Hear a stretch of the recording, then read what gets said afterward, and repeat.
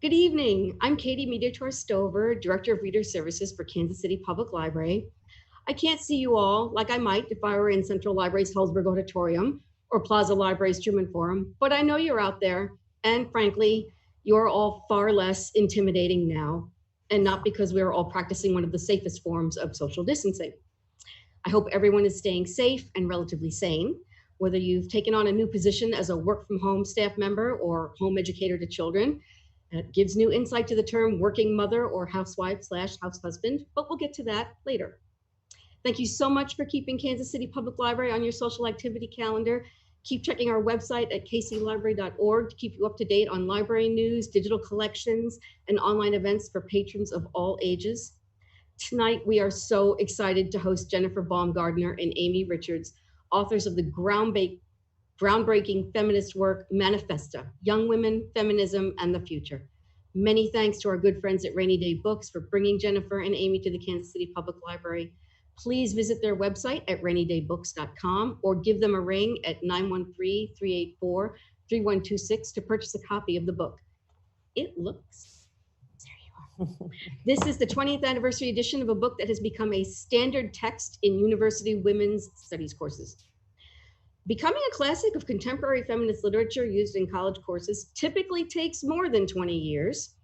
And this is not what Jennifer and Amy were thinking about when they decided to collaborate on a book about their generation of feminism. But look at it now. Manifesta brought first, second, and third wave feminism between one set of covers. This presents the beginnings of a movement in the 19th century, its cultural and political significance starting in the 1960s, a redefinition in the 90s, and further expansion in the 21st century. Currently, we are riding the fourth wave, and who knows what a fifth wave might look like. When Jennifer and Amy started work on Manifesta, their lives were very different than they are now. 20 years ago, they were in their late 20s on the cusp of rewarding careers in media and nonprofits. No kids. In the 20 years since Manifesta's first publication, Amy has never stopped being an advocate for women's rights. She was cultural attaché to U.S. Embassy in Russia, consulting on women's issues. She is a longtime consultant for Gloria Steinem, Anna DeVere Smith, and the Columbia School of Public Health. She has been the voice of Ask Amy, an online advice column since 1995. Jennifer has been equally active. She has been the executive director and publisher of the Feminist Press, written for the New York Times, NPR, Glamour, The Nation, and other publications. She produced the documentary films Speak Out, I Had an Abortion, and It Was Rape. In 2002, Jennifer and Amy formed Soapbox Incorporated, a nonprofit feminist organization, and they even offer a boot camp for all ages and genders on the practice of feminism. Tonight, Jennifer and Amy are with us to talk about the 20th anniversary edition of Manifesta, Young Women, Feminism, and the Future. Jennifer, Amy, welcome. Thank you. Thanks. I'm Amy, if that's not obvious. Well, thank you. And I'm sure that more than Kansas City is hopefully ultimately going to listen into this, but hello to Kansas City. It's a place we've toured with Manifesta and our subsequent books, and it's always a place that we like to repeat visit. And we thought we would tell you a little about where we are in our lives now, and then tell you a little bit about Manifesta. I have my copy sitting next to me too, although it's backwards. Various. But we're both, I mean, in this new moment that we're living in, we're both actually in New York City. So even though a lot has changed in our lives, that fact has not changed, is that we were in New York then and we're in New York now. And we are, I'll speak for myself that I spend a lot of my time producing documentaries. I've worked a lot on Makers, which is a growing platform of women's stories. I produced a series for Vice Land called Woman. I'm at work on a couple of events that I've done here in New York, and then continue with Jennifer to host our feminist camp, which is going to have to take a new spin in this virtual moment, and run a lecture agency, which is also not so popular right now, Soapbox Speakers Who Speak Out, that Jennifer and I started, as was mentioned, all those years ago. And in addition to the to what Amy was just talking about, I have another publishing house called Daughter Press, and I work with libraries all the time, especially with my children's book authors. And these past 7 weeks have just been so sad for me and for children who normally go to library story hours, and for the books, because especially with children's publishing, librarians are your main advocate. And the relationships I've built over the last 5 years with librarians have really made me understand how crucial they are as kind of purveyors of feminism to the youngest people in our communities, and making sure they're always responding to the pressing questions that I think Amy answered in Ask Amy, and that Amy and I both had opportunities to hear as like public feminists. We were always opening up ways to talk about taboo, what are perceived as taboo issues like abortion or sexual assault, or things that happen to a lot of people, but they've maybe gotten the message that you don't talk about in polite company. And I think librarians and booksellers have that same role, because you have a crisis in your life, and the first thing you do is you try to find a book that can tell you, what to do or how to address it. So this time that we're in right now is really, it's just, I guess, it's full of mourning for me, I have to say, even though I'm also trying to just get with the program and adjust. The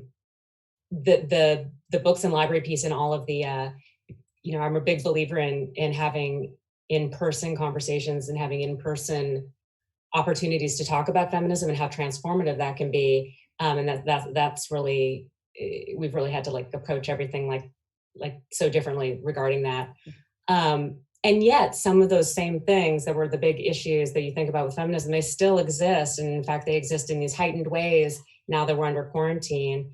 This week or this month is Sexual Assault Awareness Month.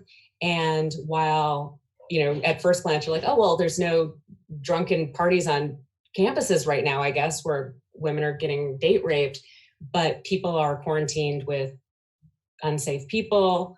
And there's still a lot of, we're not transformed, even though we're in such a different reality right now.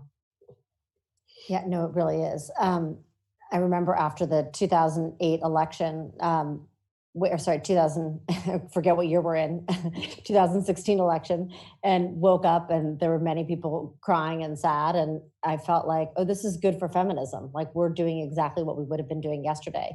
And I have had to remind myself of that many times throughout this quarantine, is that we're doing exactly the work that we would have been doing not in quarantine. And, adding on to what you were just saying, Jennifer, I mean, the domestic violence rates are also soaring, that home has proven to be actually one of the least safe places for women. And so I think, and we've all read the headlines that many of the necessary workers are female. I think it was, and often unpaid, very low paid professions. And these are issues that we would have been fighting for that are just now more pronounced and more out there. I thought I would talk a little bit about what compelled Jennifer and I to write Manifesta, and then Jennifer will share a little bit about what we did since the book was published. It's hard to go back, 20 plus years, but Jennifer was working at Ms. Magazine, and I was working down the hall at Gloria Steinem's office, and we had many conversations about all various feminist topics, and found ourselves out, on many occasions, kind of trying to deepen our understanding of feminism, and had different book ideas. And all of a sudden one night just said, wait, let's do a book together and bring both of the elements that we think we can uniquely speak to into sort of one book. And it very much became a collaborative process. And I think there were sort of a couple main things we were struggling with when we first wrote Manifesta that still kind of remain true today. One was trying to highlight the contribution younger women were making to feminism that wasn't always identified as feminist. And some of the inability to see it as feminist was on the part of young feminists, feeling like, well, if I don't work at the National Organization for Women, can I call myself a feminist? But some of it was on the part of older feminists being unwilling to see the contribution that young people were making. And so we wanted to kind of highlight the ways that younger generations or people who were newer to their feminism were expressing it. And there's a quote that we use in Manifesta, which is, the public heroines of one generation are the private citizens of the next. And that's a quote by Alice Rossi. And I think that was sort of a guiding principle for us, is that there might not have been a handful of great feminist leaders like those we see in the Hulu special Mrs. America right now, but there are now thousands of feminists everywhere practicing feminist work in both obvious feminist settings like Ms. Magazine and less obvious settings like at book publishing and being a librarian or being a nurse. the other thing I think that we were trying to identify is that what is feminism really trying to achieve? I think in another era, it was easy to kind of point to the barriers, being the first, being inside a space that had been set that women weren't allowed into, giving a vocabulary to women. But now that women were allowed in that space, how were we really going to transform that space in a feminist way? And so it wasn't just counting heads that would lead us to a tally of feminist achievements, but what were the quality of life shifts that we were expecting to come out? And so we kind of looked into the fabric of people's lives and sort of said, how are you going to measure a feminist when your life feels fueled with feminism? And so trying to kind of peel back the layers on that. And we were very much writing the book, as I said, kind of sitting inside a second wave setting. But Jennifer and I were also kind of straddling that with friends who were I'm not a feminist, but, or I am a feminist, but, and we were very much trying to bring those groups into the conversation of feminism. And even though we were sitting in New York in a primarily pre-internet era, we were able to kind of connect with people everywhere, and not only people in the media, not only people who are self-identified feminism, and felt like we were really able to bring in a breadth of voices who were connecting with feminism, sometimes with tension and challenges into the book. And, hearing you talk, it made me think, and we also wanted to be, not exactly teachers, but we recognized that we had learned about feminism because we had really sought it out. And that sometimes when older feminists of our acquaintance, because we were fortunate to be in these, to get to run with a lot of older feminists who were big writers and stuff, when they would seem to think that we didn't know what we were talking about or whatever, rather than be ashamed of that or embarrassed, we'd say, yeah, we've never been taught this. It's not, for whatever the advances were in the 70s, it was not, feminist history, women's history was not integrated into curriculum. You had to really seek it out. And so when we were writing the book, we were really seeking it out and kind of amazed by what we didn't know. And there were many laughs about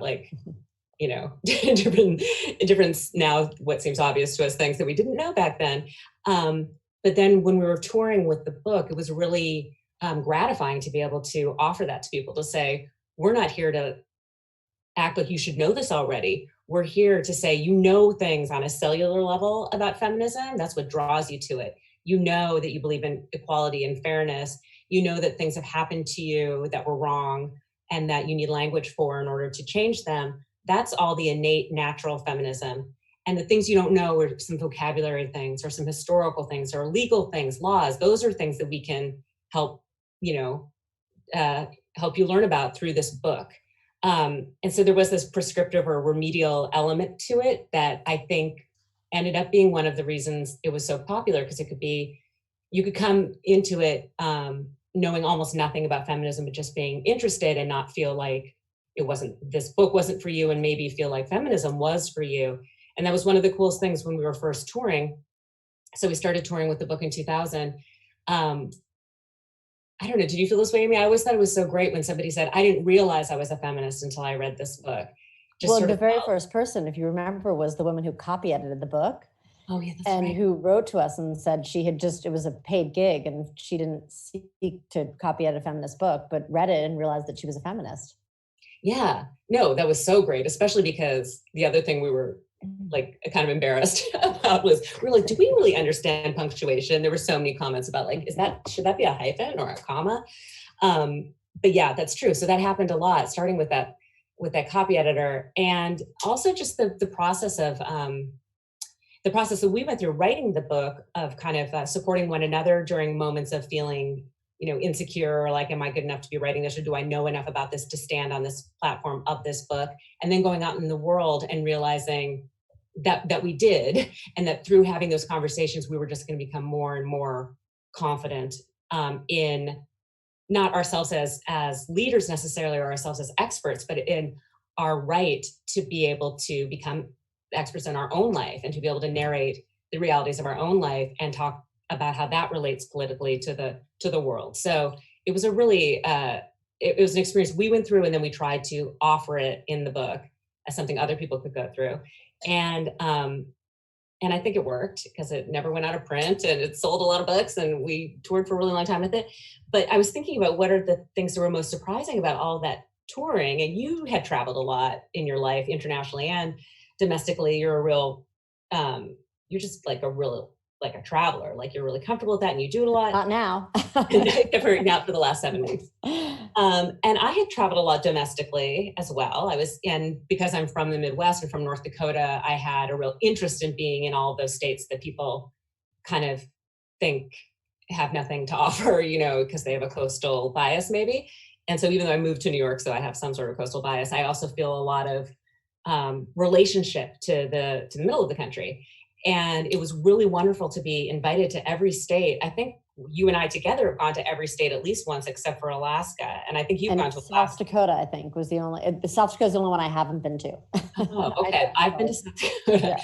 So there are a couple we didn't do together, but we got to tour the country and see that even though we had both sought out New York in different ways for different and overlapping reasons, that there were feminists and radical people and activists and really open-minded people and really innovative people in every single town we went to. And sometimes they would feel like they were totally alone. And simply by having us there, this stranger that magnetized a bunch of people to self-select and come to our reading, they would find each other. And that was I think that's a real feminist or organizing lesson. It's why people are drawn to being, I think, feminist activists is that community, but we got to see that around the country. No, I remember when we first started touring, first of all, one of the most common things we would hear is, this is the most conservative campus you'll have been to, or this is the most conservative town. And in fact, everyone said that. Every place said that. And we rarely, even we went to like an all-male college in Indiana, did we ever feel like we were in a truly conservative place that was shut off to progressivism. And in fact, the more conservative places had the most vibrant progressivism and feminism in part because it needed it more. But I, loved traveling in part to kind of like break apart that myth of the coast. And it was great to kind of see what was happening in America. And it's interesting, as I think about 20 years ago, because there was no social media. And I think that a lot of people feel that there's more feminism now than there ever has been. But I wonder if that's really true, or it's just that we have the mediums to see it. And I think that one of the advantages that we had from touring and why we never bought the media myth that feminism was dead is because we had the opportunity to be in all of those communities and really see it. And see it from people who were on a campus, people who were working at Starbucks, people who are working at a clinic, people who are working at the domestic violence shelter, kind of writ large. It was very present in every community. And I think that, now I also struggle with is it also that we have social media and that we just have more product around feminism? There were very few things you could, I don't even think WNYC or NPR gave away their tote bags, it was sort of there weren't many places to kind of express your feminism materially. And now I think we see it so much more. So we think that there's so much more of it. Well, interesting you should say that, because I was thinking about third wave feminism and which is the feminism we contributed the most to as two individuals and in terms of our generation. But one of the criticisms of our generation used to be that we were this consumerist version of being feminists, and that we would think that you could just go to a Madonna concert and that meant you were a feminist, or you could just have your Spice Girls pencil case and then you thought you were a feminist.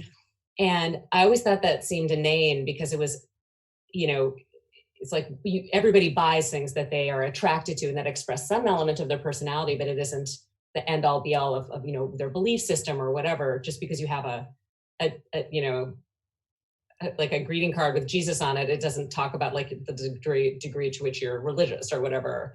But I do sometimes think right now, with the Etsy sort of proliferation of feminist AF and pussy hats and all that sort of stuff that we've seen over the last 4 years, where you can really purchase something that then labels you feminist. It's not like I've been put off by it or I think that it's shallow, but it is interesting how much it signals.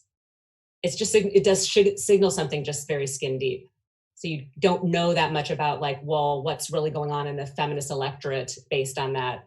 And, obviously we didn't elect a feminist president when we had the opportunity to. So that talks a little bit about maybe our, as a nation, our actual comfort with feminism, or our comfort with, I always think of it as sort of like stepping into power. Like, we're once again, as feminists and as women, we're the underdogs because we have this terrible president.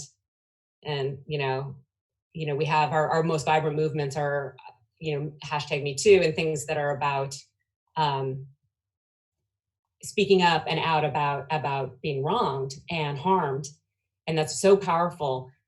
But it just bugs me that there's never that moment that we're the person that's in power that can, we have that chance for that feminist to be in power. And not that it would have been a panacea at all, but somebody who actually got these issues would have been the most powerful person in the world. And we couldn't make that happen as feminists. I remember, and you and I talked about this when the allegations, which have now proved to be more than allegations, against Harvey Weinstein first sort of erupted, and there was a lot of powerful men being taken out of positions of power. That, that was half the battle. And the real, I think, moment is, will women step into those positions of power? And will they be allowed to in some instances, but will they be confident enough to? And one of the things we talk about in Manifesta that, it doesn't get old for me is Carol Gilligan's book, In a Different Voice. And when she was a professor at Harvard, realizing that she, a confident feminist, still would hear male questions as more authoritative, more serious, more valuable than the female questions and the female contribution. And I think that is sort of the challenge that remains for feminists, is how much are we really going to own power? Not the power, I think, in where it has traditionally been held, but in reclaiming it.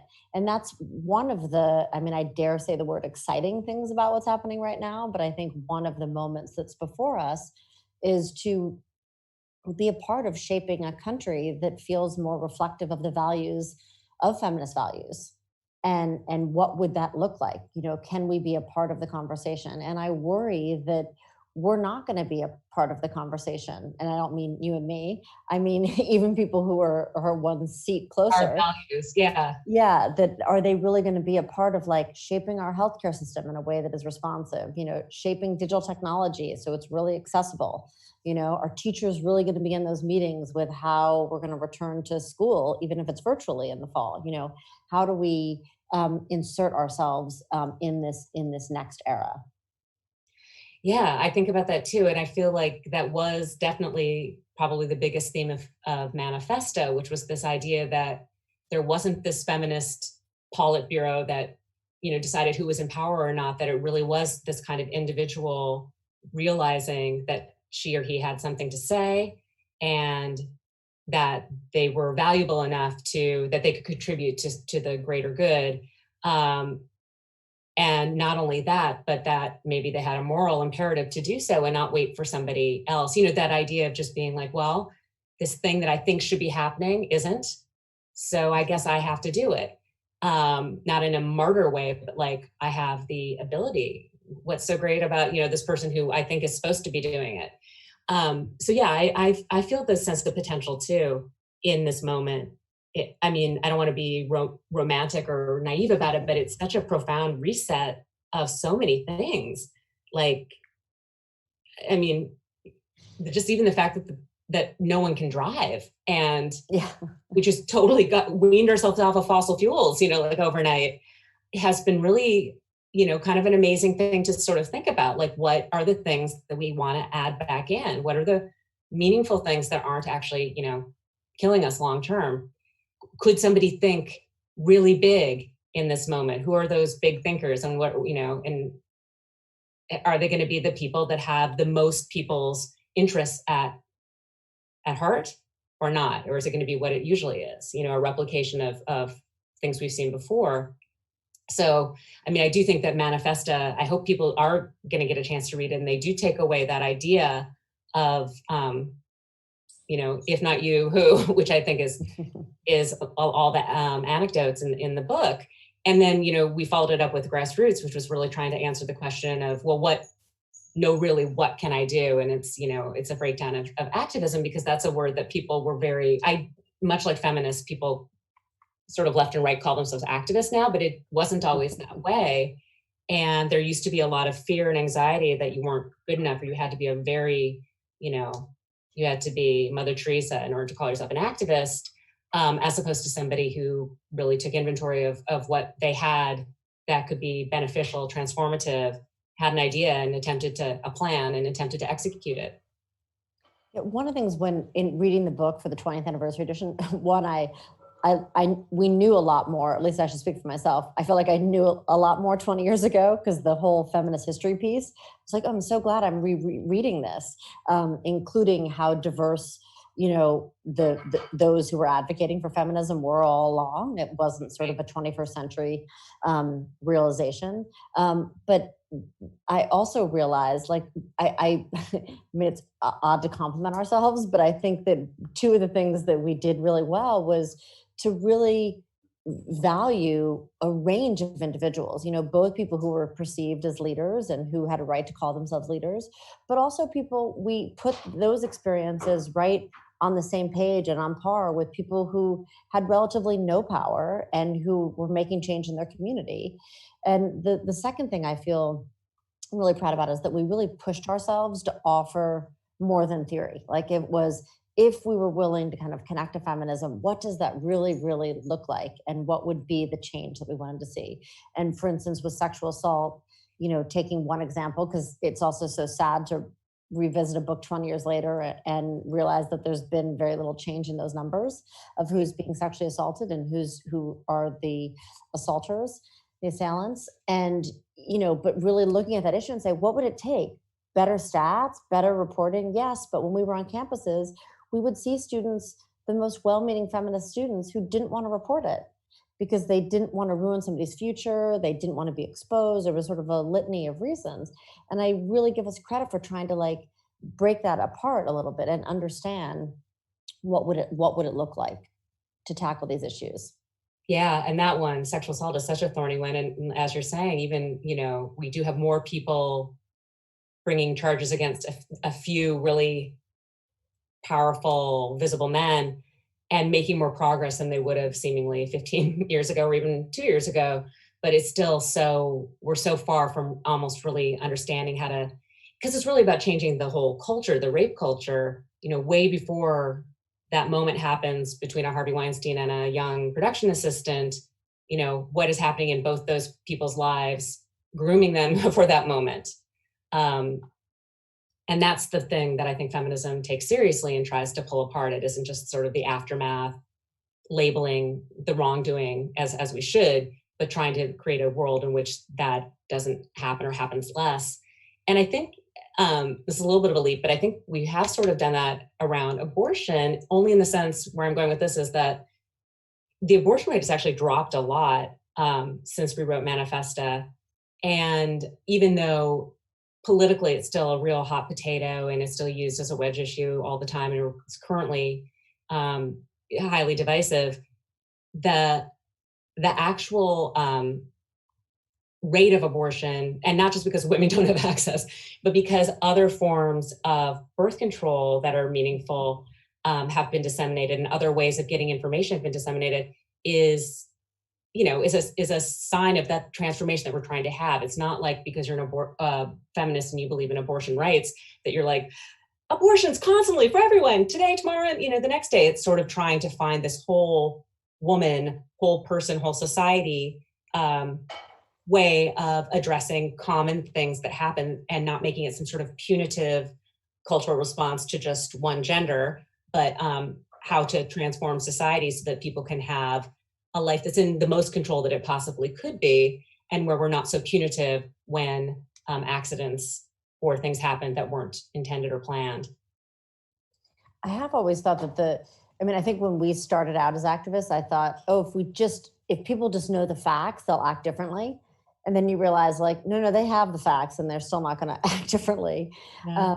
That was But true. What do you think behind that? What do you think's behind the... Well, what I was about to say is I think and you take abortion, and I think that what's so threatening about abortion is really what is its roots, which is women taking control of their bodies. It's really just women, and it could be about anything, but it's so pronounced in that moment that that's a woman's choice, and that's a woman executing choice over her life. And that's what's so threatening. And then therefore that's symbolic of the power we don't want women to have.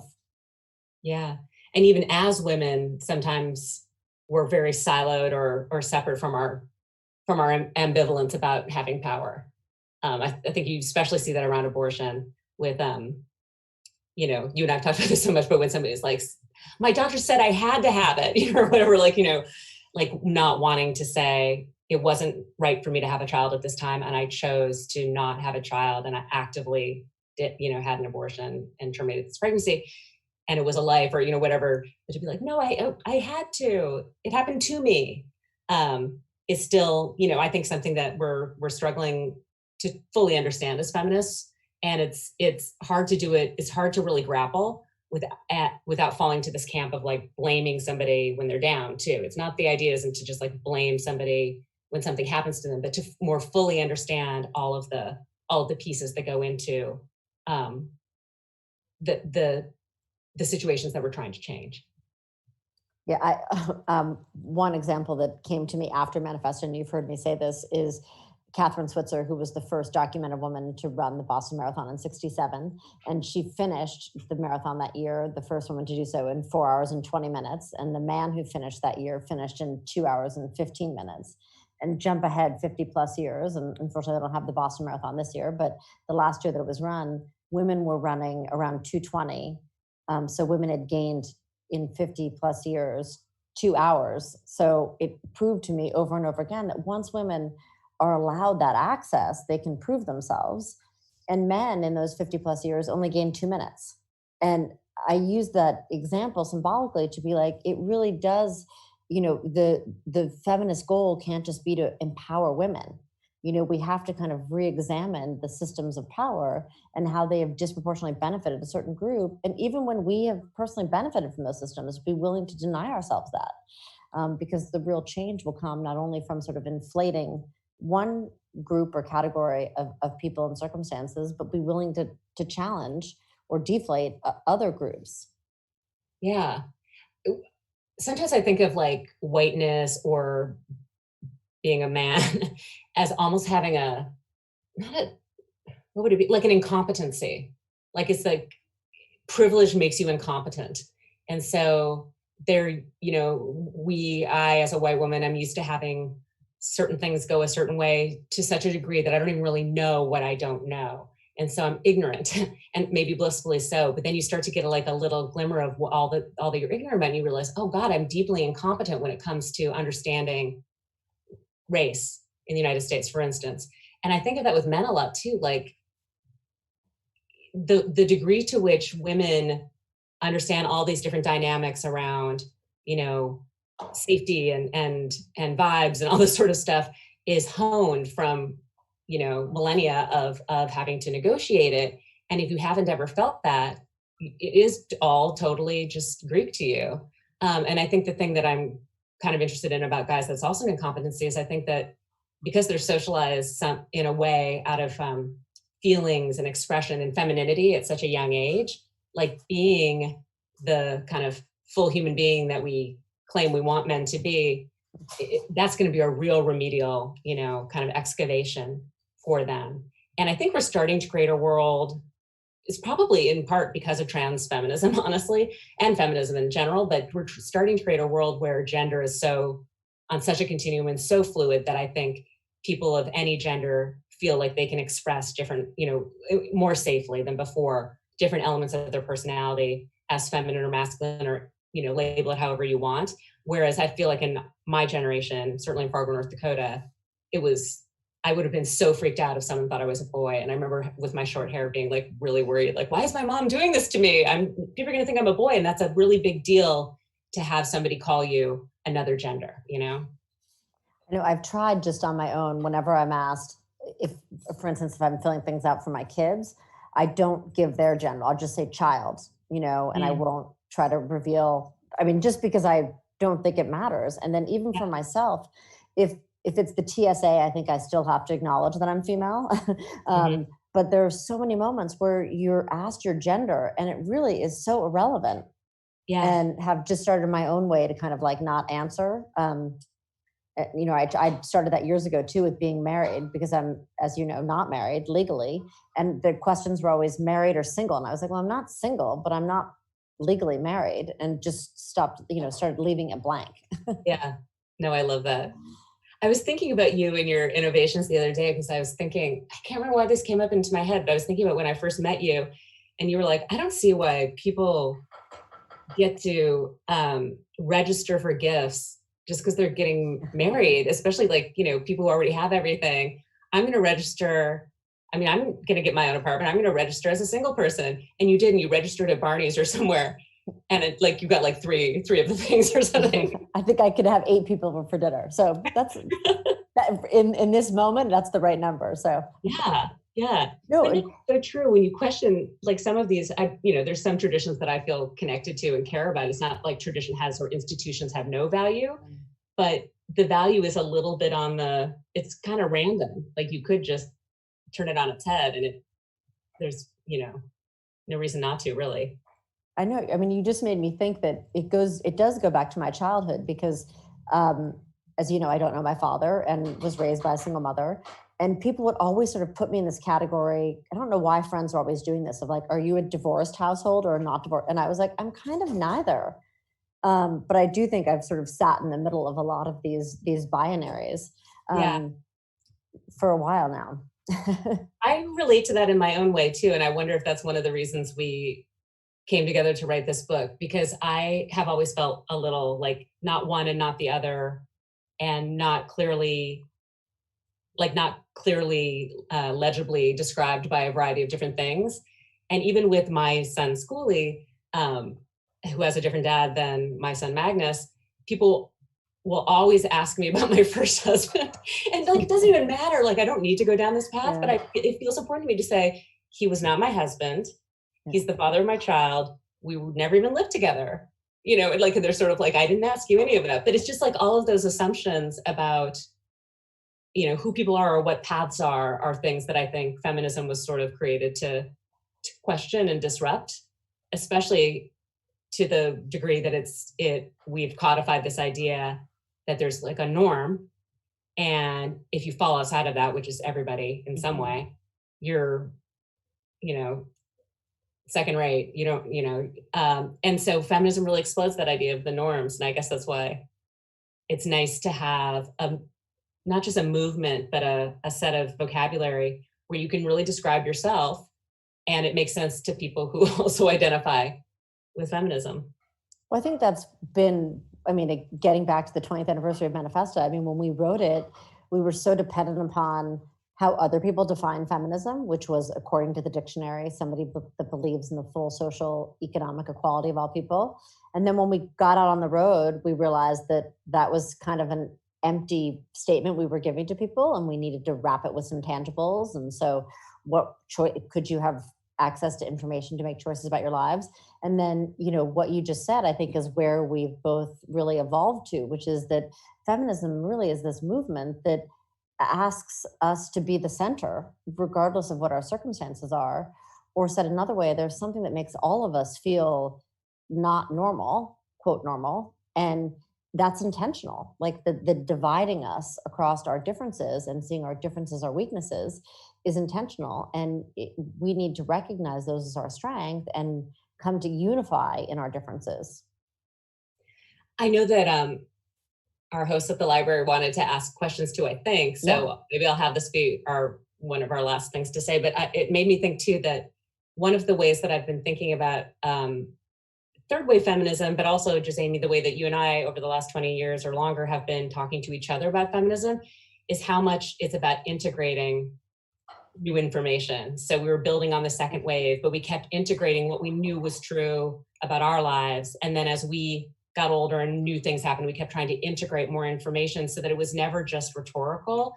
It was really connected to, well, what's our life like right now? And what can we glean from that that's meaningful to kind of push this project along? And we have Katie back, so. You do. Thank you so much. And this last topic you were discussing actually had a text come through on my phone from one of my older patrons who wanted a breakdown of what is first wave, second wave, third wave, fourth wave feminism. Well, Sure. a lot of people have issues with calling it the wave, so we're sort of using it.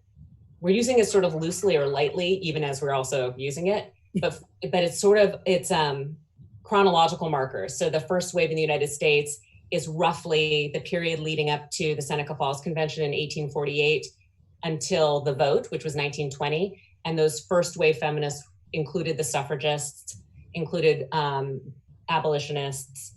And then at that moment where they had earned the vote, that's generally considered a cleave. And there was a new goal that was established, which would, rather than the goal of citizenship, which was the vote and a bunch of other things that happened in that 72 years, it was the goal of equality. So the second wave concerned itself in a lot of different ways with equality. And we say that because the ERA, which was written in, the Equal Rights Amendment, which was written in 1923, was probably one of the first big, overtures into this new realm. But between 1923 and say 1963, a lot was going on, but it wasn't labeled feminism. And in the mid 60s, a new wave of women's liberationists and liberal feminists emerged, often writing books, but also they were activists in different social movements and political movements, including the anti-war movement. And so the second wave of feminism, which is maybe the people that people think of a lot, like now when they think of feminists, like the Gloria Steinems and Betty Friedan's, et cetera, they were that generation. And then third wave, Amy? Third wave started to be a popular term in the 90s, early 90s. And yet, if you look at a lot of what sort of distinguishes third wave, it was percolating a little bit in the 80s. And, Jennifer and I were always a little bit resistant to using the term third wave because the second wave's goal was legal equality, and we didn't believe that goal had been adequately achieved. And so the third wave felt a little bit premature. And yet what we were trying to respond to was a desire for people who had been born with feminism out there in the ether. And so whether or not they were identifying with this movement, their lives were changed as a consequence of this movement. I often say that, for second wave feminists, your feminism was like your after school activity. It was like something you went and did at a NOW meeting or did in the evenings with your book group. And for third wave, the distinguishing thing was you didn't have to practice it. It changed the world so much that it impacted your life. I was also part of founding an organization called the Third Wave Foundation. And it very specifically was trying to identify the contribution that younger people were making to feminism.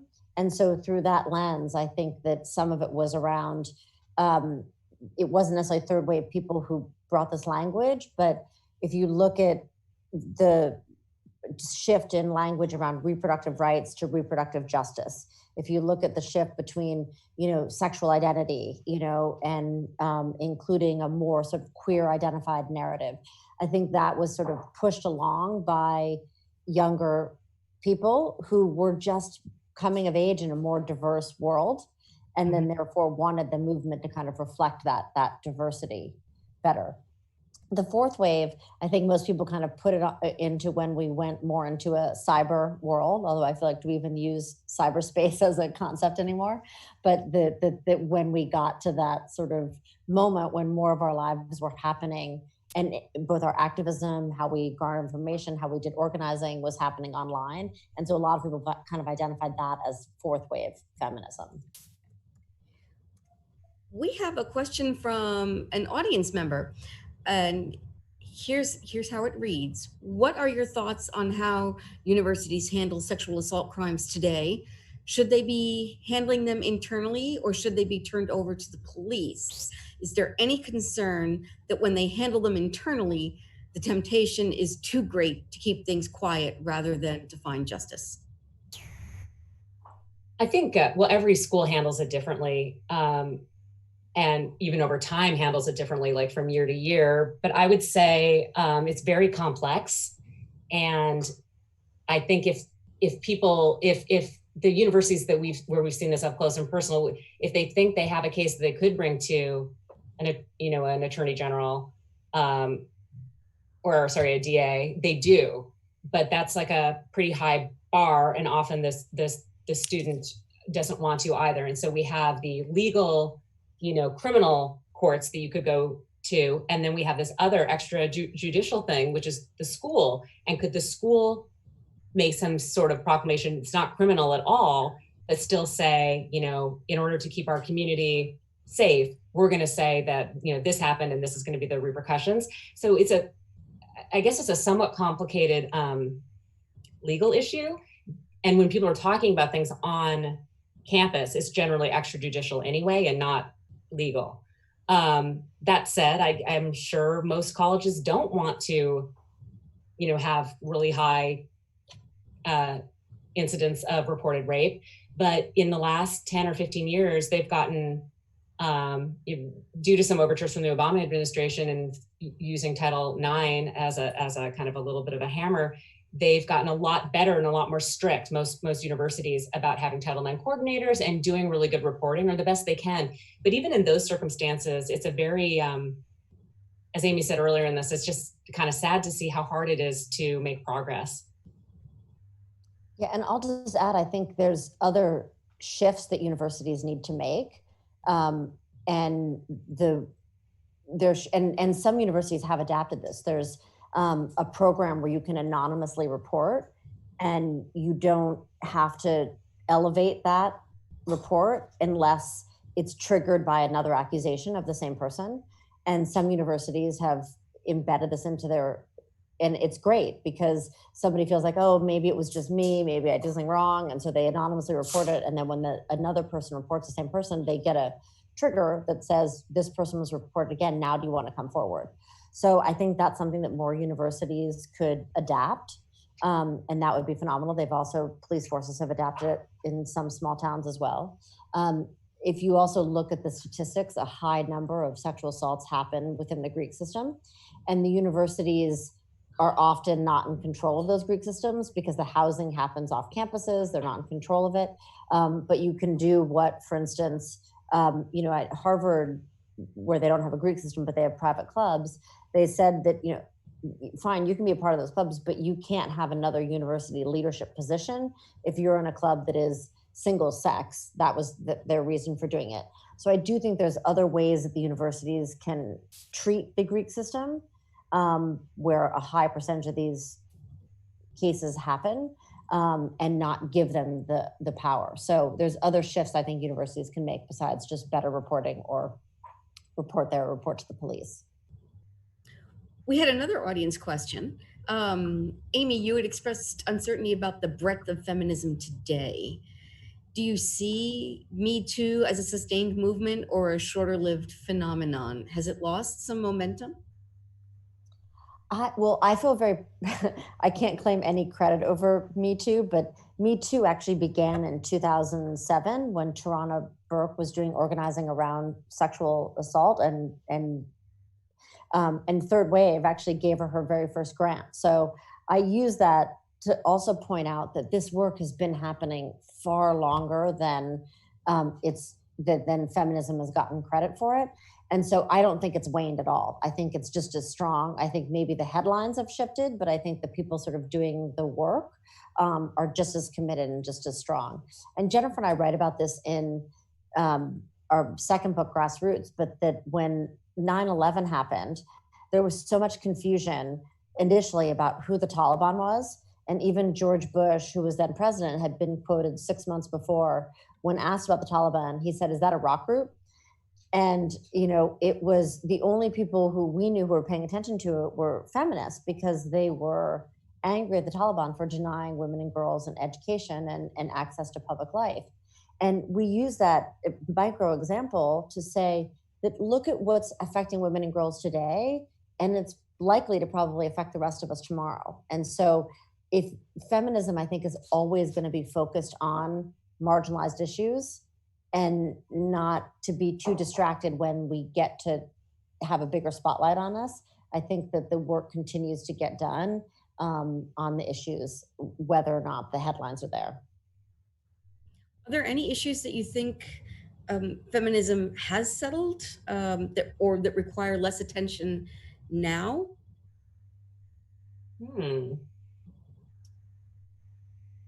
Well, I mean, we have from the time that we wrote our manifesta, we were kind of listing things that we thought should happen, that like spoke to equality. And certainly, I mean, there's marriage equality now, there's same-sex marriage, and gay rights, that has been pretty transformed actually in the last 20 years. And then also women's roles in the army. And gay people's roles in the army has been really transformed as well. So there were two kind of big sectors where things have shifted in a really positive way.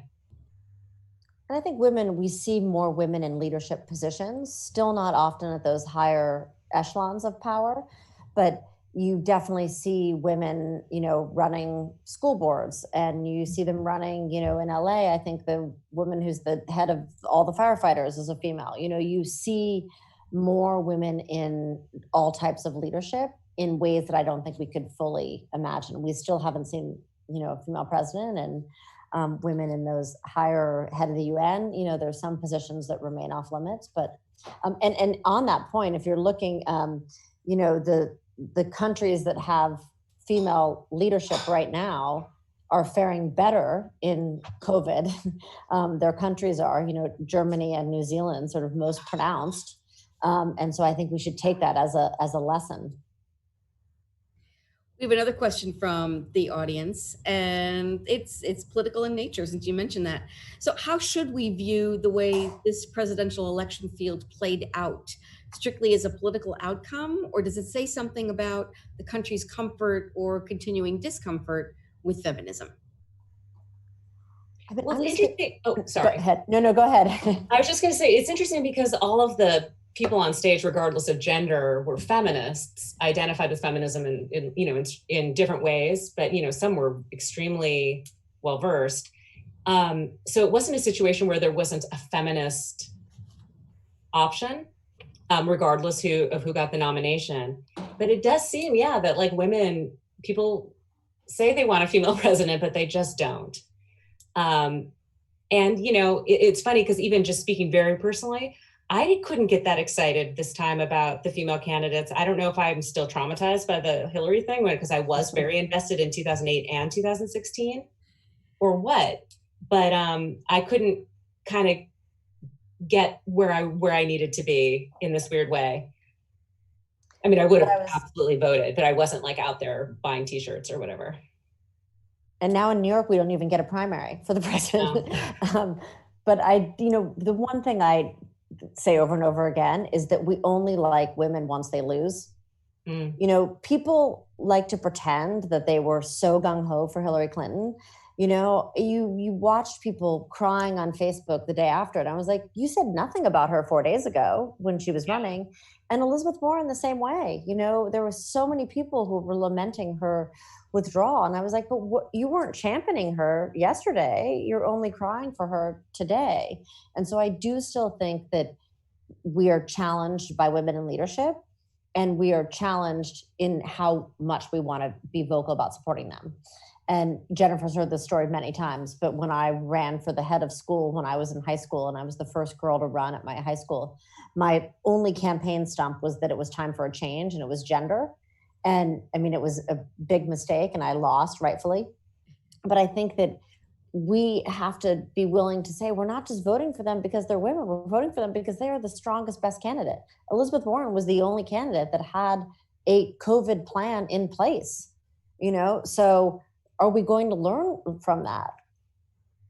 Well, when you think about the reset that we're going through right now, she is the only person who has really thought through what a new world might look like with actual plans, and so, it's an interesting time. And Angela Merkel, I had not known this about, but that her profession was as a scientist. And gave me hope, because women have not always been afforded those same stepping stones, and our current president has neither, but those current stepping stones that have been traditionally leading to positions of power. But looking at that Merkel example, maybe in this new moment, we'll realize that sometimes not having that linear path is a benefit, being able to kind of bring alternative expertise in. Absolutely.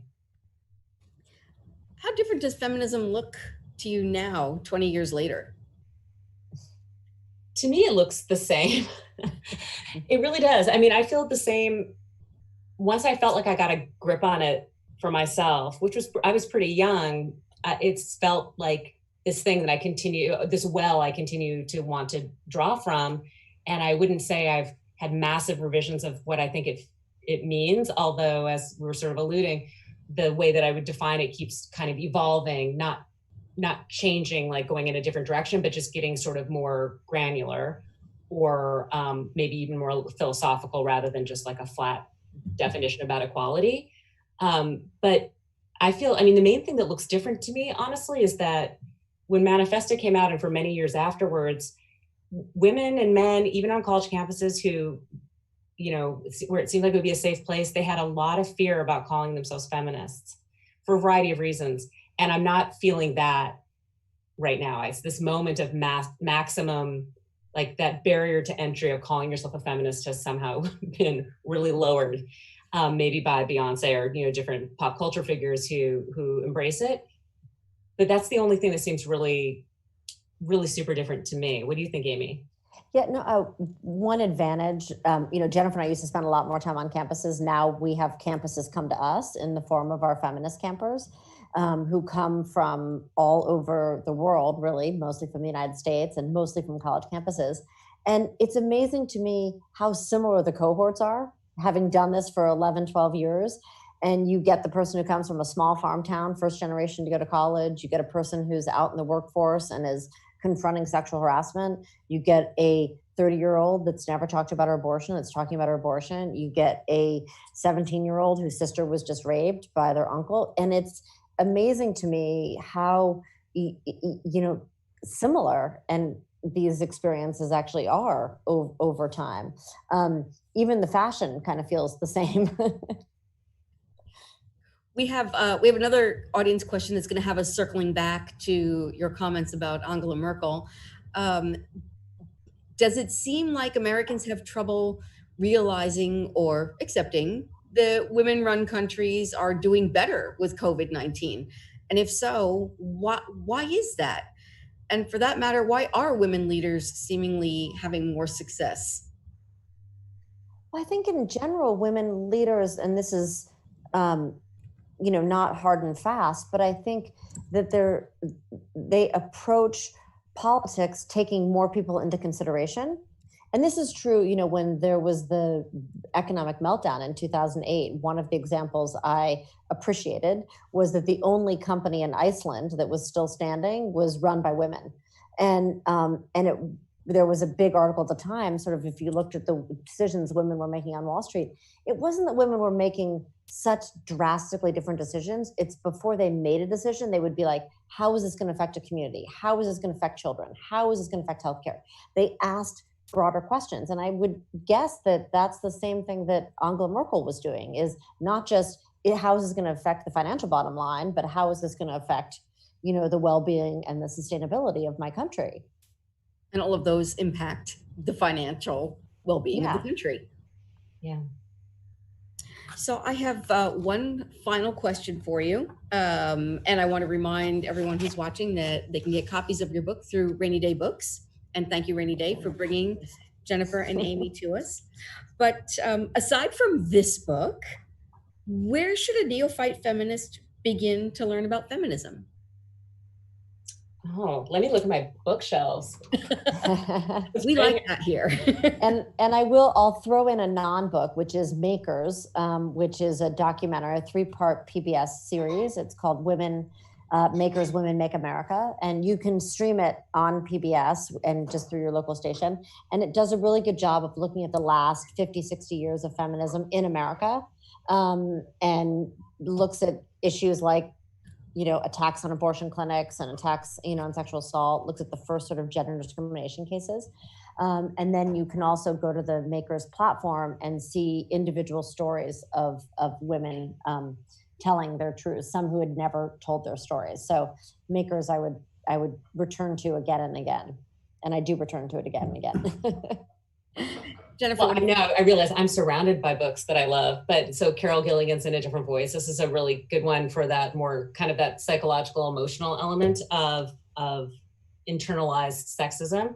I have a ton of books like this, like Homegirls, that Black feminist anthologies that are like a wide variety of writing, but it's seminal writing for the women's movement. And then this is something I actually edited when I was at Feminist Press, but the Feminist Utopia Project, and it's fourth wave feminists. And it was 57 people, I guess. Yeah, I'm so blind now. 57 visions of what a feminist utopia would look like. And some of them are visual, some of them are narrative, some of them are poems. And it's really just super interesting on the level of what is this world that we say we want? What's it going to look like? Being affirmative rather than just critical.